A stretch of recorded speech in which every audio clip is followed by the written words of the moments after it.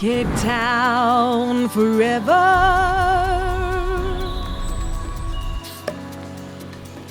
Cape Town forever.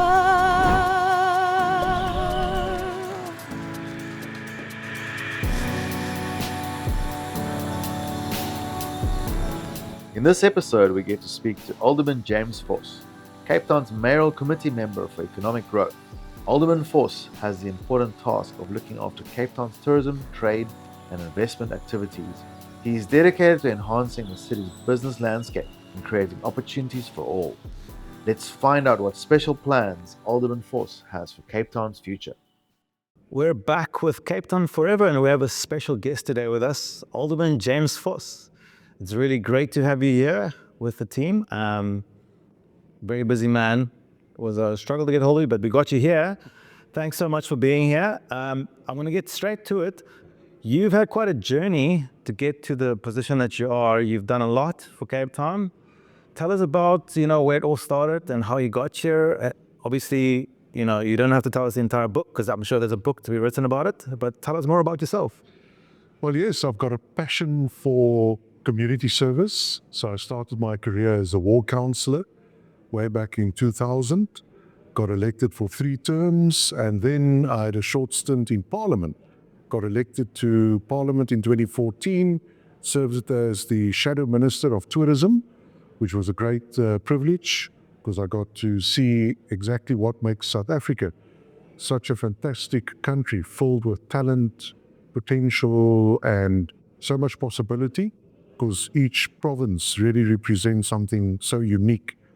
And that was really a great time. And then in 2018, I was elected back as a councillor in the city of Cape Town and appointed onto the city cabinet called the Mayoral Committee with the portfolio economic growth, tourism, trade and industry. And I was, after the 2021 election, again appointed into the same position, but now it's called economic growth, which is a catch-all phrase for all things economic opportunity from tourism, business, trade, industry, and also international relations, because Cape Town exists in a global village. So we work very closely with our key source markets to stimulate travel and trade between Cape Town and destinations around the globe. So it's been a wonderful journey, representing both communities of Cape Town and then in Parliament, getting the opportunity to elevate my passion to serve to a country scale. And that really was also a fantastic time to see exactly how South Africa functions, because we're at the southern tip of the continent. We think all is happening here, but this entire country filled with so many cultures and communities that makes it such a unique place. So that's quite a journey, and I hear tourism coming up a lot, and we are actually in quite the touristic center point of Cape Town. We actually are shooting this at the Diamond Works, and as you can hear, maybe you can, maybe you can't, but there's a background noise of busloads of people looking around from, I believe, from America and from Asia, which means we're doing well with the tourism since COVID. I mean, that's always great. How important do you think it is for Cape Town to actually have its voice out there in the world, shouting and screaming how good is tourism? I know that we've won a few awards for being the best city or the second best city in the world, but other than that, I mean, it's always great to be known as that, but having a voice out there coming from the local side, how important do you think that is? So of course, these busloads of tourists fills me with pride, because it shows that our efforts are paying off. All of our campaigns are conversion driven. So when you see aeroplanes land, it's filled with tourists and investors, and it's not by chance, it's by design.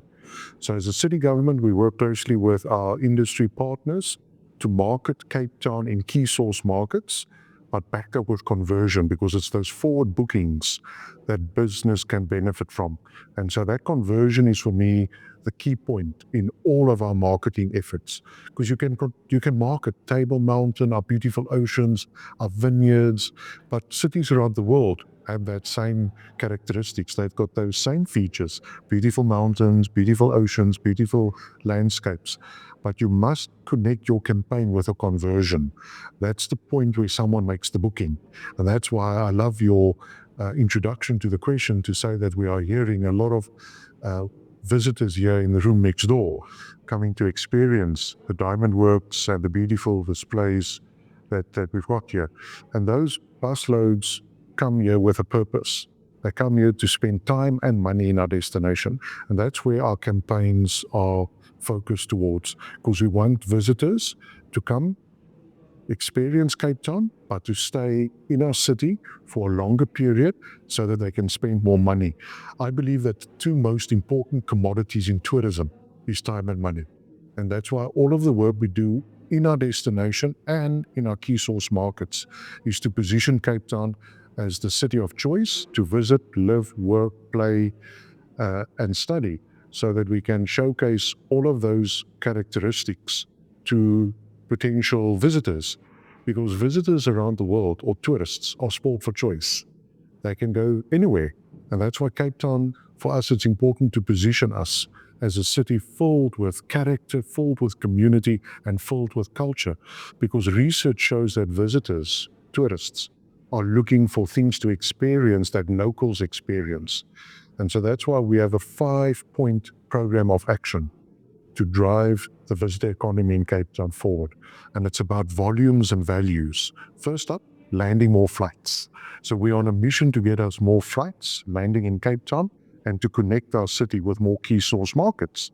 So before COVID, we had about 15 destinations connected to Cape Town. Now, 2024, we have 31 destinations connected to Cape Town.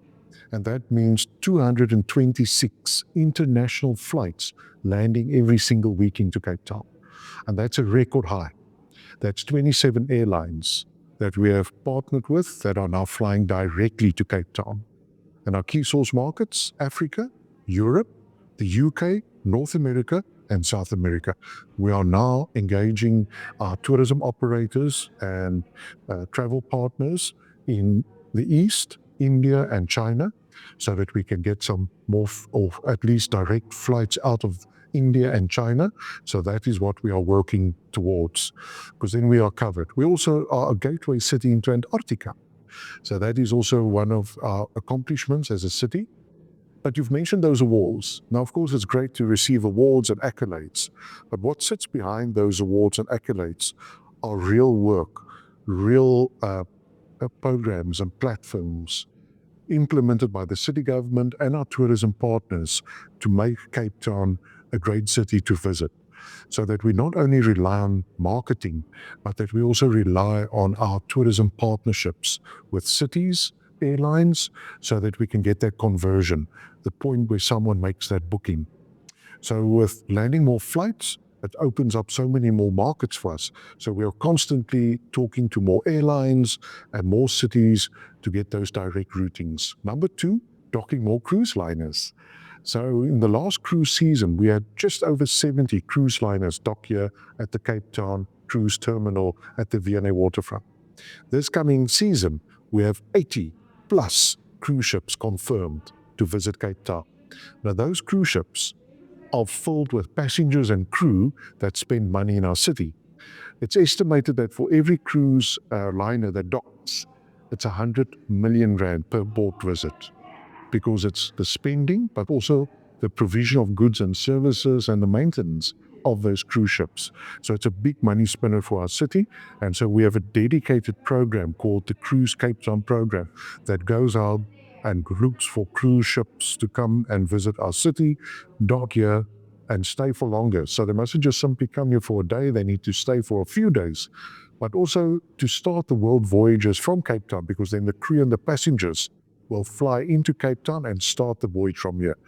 Third up, conferences and events. Now that is a big part of Cape Town's value proposition, because our city has world-class facilities, hotels, conference facilities, exhibition centers. So we work very closely with the Convention Bureau and all of the conferencing centers and event organizers in Cape Town to fill up those venues. Because when those conference delegates come to Cape Town, they're not only sitting in the venue, they're staying in our hotels, they're eating in our restaurants, and they're buying in our shops. That's where the business benefit lies. And that's why, as a city government, my department is constantly working at attracting more of those events and conferences and expos into Cape Town. It's called the MICE industry: meetings, incentives, conferences, and events. Yeah.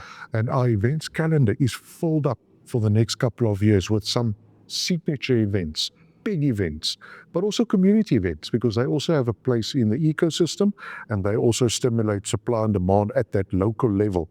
But with the Cape Town International Convention Centre being part of the city's strategic asset base, we are really proud that the team there is doing a fantastic job to fill up that venue with conferences, domestic and international, with a forward book for the next 2 years that are looking very positive. So events is a big part of our tourism and visitor economy value proposition. Then number 4, diversifying our community tourism products. We want to see much more tourismpreneurs in all corners of the city, from community to community, culture to culture, so that we celebrate all of our tourism opportunities within the local setting. Now, we know that here in the Cape Town CBD, we have the V&A waterfront, we have Diamond Works. So the Cape Town CBD is full with vibrancy, with lots of arts and culture, entertainment, the best hotels. But in the communities of Cape Town, there are fantastic products there. So we have a specific program to develop those products to enable market access. Because again, research shows that visitors want to go where locals go. And that's why we have a specific program called Community Tourism Development that develops more products in our communities, that creates memorable experiences. And then number 5 is clever campaigns. Now, this is what I spoke about earlier on. Our campaigns must be backed up with conversion. So why do we call them clever? Because each campaign must have an outcome, must have a benefit. And so we are running campaigns on digital marketing platforms now in South America, North America, and in Europe and in the UK, because that is where the data shows there's a lot of potential for us. So we're running digital marketing campaigns, but we are also now launching a campaign in London where we are branding all of the black cabs with Choose Cape Town branding with a QR code. So when visitors or people living in London go into the black cab, they'll find a QR code, and that QR code will take them to a bookings platform. And that's how we are then driving forward bookings. We also form partnerships with some airlines so that there's even discounts for people going onto the QR code, onto the bookings platform, and to get them to come to Cape Town. So those are the 5 action steps that we are following to land more flights, dock more cruise liners, host more conferences, diversify our tourism products across the city, and number 5, those clever campaigns so that we can speak to the right audience at the right time and get them to come to Cape Town. Because Cape Town is a long-haul destination. So it's sometimes a very expensive flight. And not only sometimes, in most cases. So that's why we need to be very clever with our campaigns, with our airline partnerships, and with our city-to-city agreements, so that we can make sure that people living or visiting New York will fly directly to Cape Town, because we have a direct flight from New York, Washington, and Atlanta. And we are working on a Miami flight as well, so that we can cover the whole of the North America. And with South America, we have a direct flight with Sao Paulo, which is now opening up that South American market for us. And we're hoping in the future that there will be more frequency. And then, of course, into the Middle East, into Turkey, and into European countries. We've got those frequencies covered now with 1 flight a day. And in some cases, we're even increasing it now to maybe 10 flights per week coming out of those cities. So we are driving as much demand as possible into Cape Town. Those are the 5 simple steps that we are following to get us a bigger benefit for our businesses in tourism. Wow, that's really exciting. I mean, personally, for me, it's exciting. I know for me in tourism, that's very cool to hear. Of all of those 5 points that you've mentioned, how much work goes into looking at the international market and going, we want to do what they do in New York, but do it in a Cape Town style? Do you do some research to see how we can better ourselves as a product or improve our product based on strategies they use in New York, strategies they use in London, the big cities, even South America? Do you do a lot of that research, or? So I'm happy you asked that question, specifically around New York, because we have just partnered with New York, because New York is such a global city with lots of flight frequency, and we've seen the potential to partner with New York, but we've gone one step further, also with Berlin. So with Berlin, Cape Town, and New York, we have formed a partnership so that we will work together and stimulate trade and travel on those three routings, because you can't exist alone. So you can't be everything to everyone in tourism. You have to be laser focused, and you have to be very specific about your audiences present and in the future. So all of our decisions are based on data. When we launch a digital marketing campaign, we do all of the market research and the analysis. What is the traveler looking for? What are they seeking to do in the destination? Is it cuisine? Is it adventure? Is it luxury? Is it oceans, hiking, wine? So they sport for choice. And Cape Town and the Western Cape as a destination have so much to offer. And so we have to break it down to our audiences. So that's why in certain markets, we will market luxury, cuisine, culture, entertainment, and in other markets, we will go and do the nature, the hiking, and all of those type of outdoor activities. So you have to be very clear in what you are communicating. So all of our marketing is based on data and market research, so that we don't have a shotgun approach, because to market Cape Town in those key source markets cost a lot of money, because you are doing the conversion in terms of the rand into that currency. So our rand is not taking us very far when we go and market for long periods of time. So we have to go in at the right time, speak to the right audience, and form tourism partnerships in those cities, so that we speak to audiences around the things that they want to do. But all comes down to experiences. So, in the past, tourism was about people getting off the tour bus, taking lots of photos and leaving. Now we want to get them out of that tour bus for as long as possible, to come into our shops, to buy our local products, to eat our local cuisine, but also to visit all of the communities, and not only to have certain parts of your city or your province benefit. That geographic spread is an obsession of mine. I really want to see how we can get many of those visitors and big tour groups to go out and experience all of our province and our cities. But I'm also realistic, because their itinerary is only for a number of days. So we need to get the best out of that itinerary and make our marketing laser focused. So it is absolutely driven by data and market research, but also tourism partnerships. I've just come back from the Istanbul Tourism Fair to go and speak to tourism operators around linking our products and our experiences with theirs, because we've got fantastic frequency between Cape Town and Istanbul, and we need to capitalize on these routes. We mustn't wait for people to make the booking. We must influence their decision. So we're also using a lot of market intelligence to influence people's search. So if you are searching for food, Cape Town must come to the top of that list. If you're searching for hiking, Cape Town must come up the top of that list. So we're using a lot of search engine optimization to get our message across in a clever, smart way, which can get the forward booking. Awesome. You sound very passionate about your job. So when you have something amazing happen, how do you personally celebrate it? I mean, it's like kind of choosing your children from Cape Town's choices of how to celebrate something, because there's so many good things about Cape Town that you can go and do. What do you personally, So I'm going to answer you in this way. Firstly, I'm a very passionate Cape Townian and a passionate South African, of course. But for me, the three things that I think no other city can compete with are people, our places, and our products.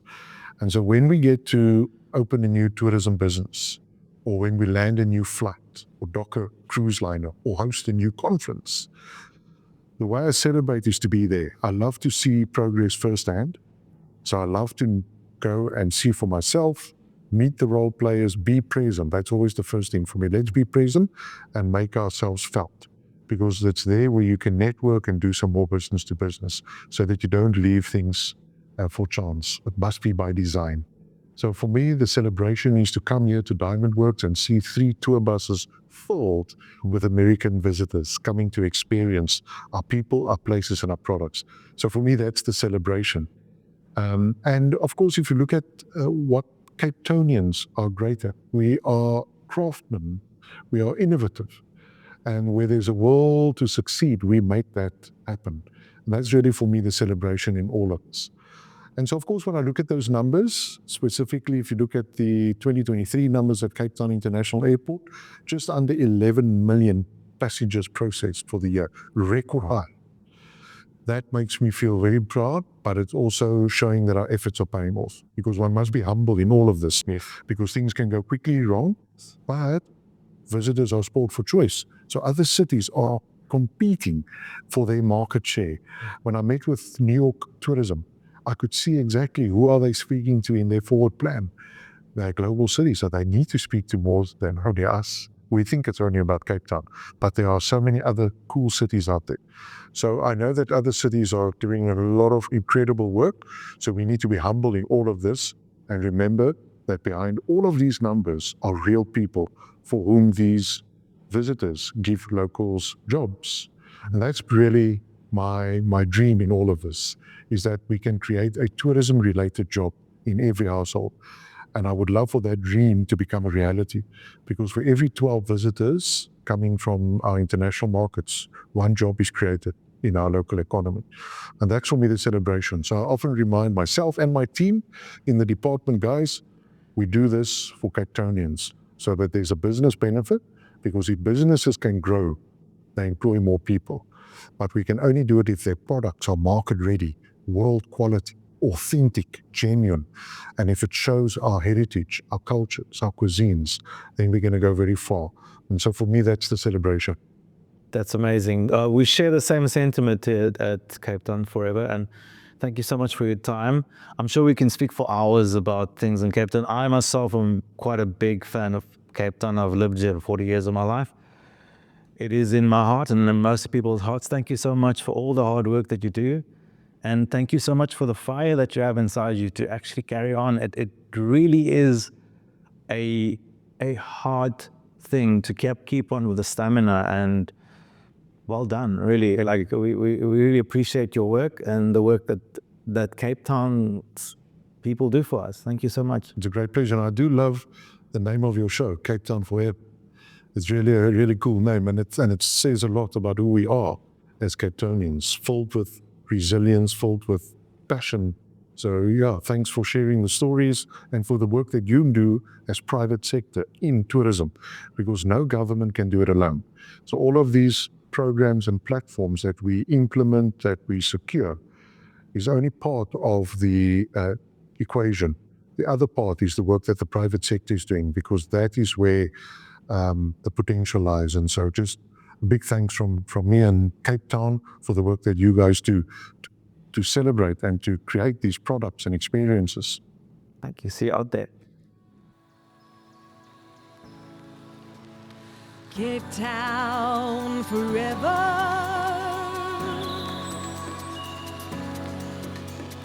Cape Town forever.